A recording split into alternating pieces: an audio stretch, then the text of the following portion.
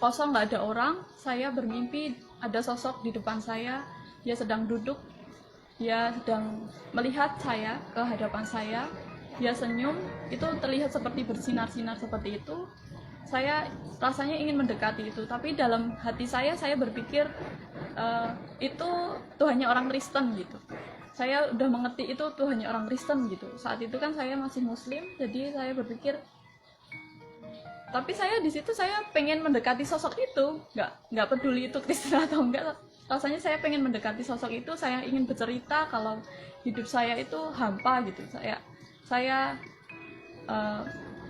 sebelumnya saya itu sholat tahajud, saudara.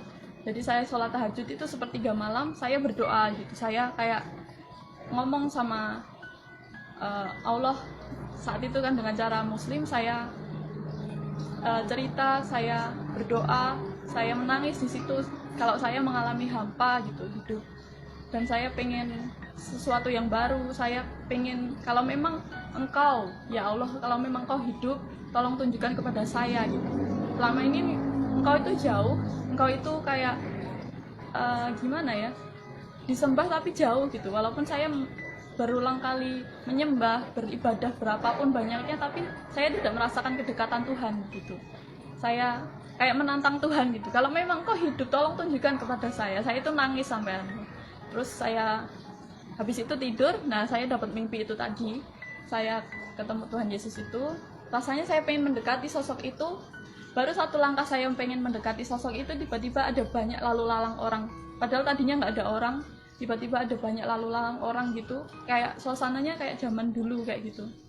Masih pada pakai sorban kayak gitu. Terus habis itu saya bangun. Sampai di situ saya terus langsung bukan langsung percaya, langsung jadi Kristen, enggak juga. Saya masih bertanya-tanya, apa ya maksudnya itu mimpinya. Terus saya ngomong sama teman saya yang Kristen di sekolah. Saya hubungi, saat itu masih SMS, belum ada WhatsApp. Saya SMS teman saya, kalau saya mimpi begini, saya ketemu Tuhanmu.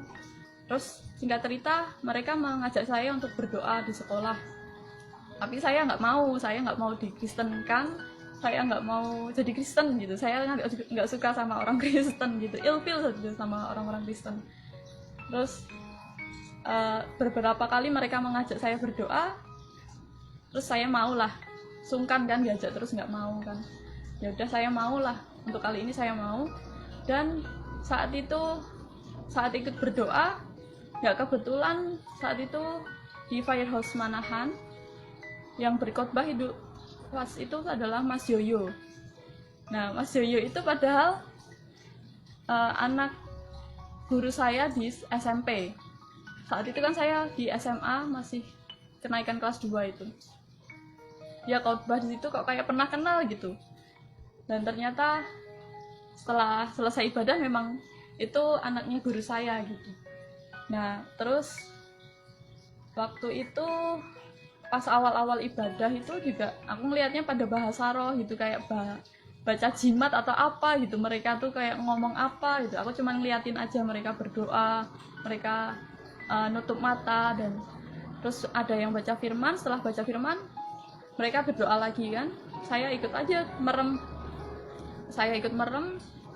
Tapi saat itu saya nggak tahu gimana apa yang saya katakan, tapi tiba-tiba saya merasakan dilawat Tuhan saat itu. Kayak apa ya, rasanya kayak dipeluk Tuhan gitu.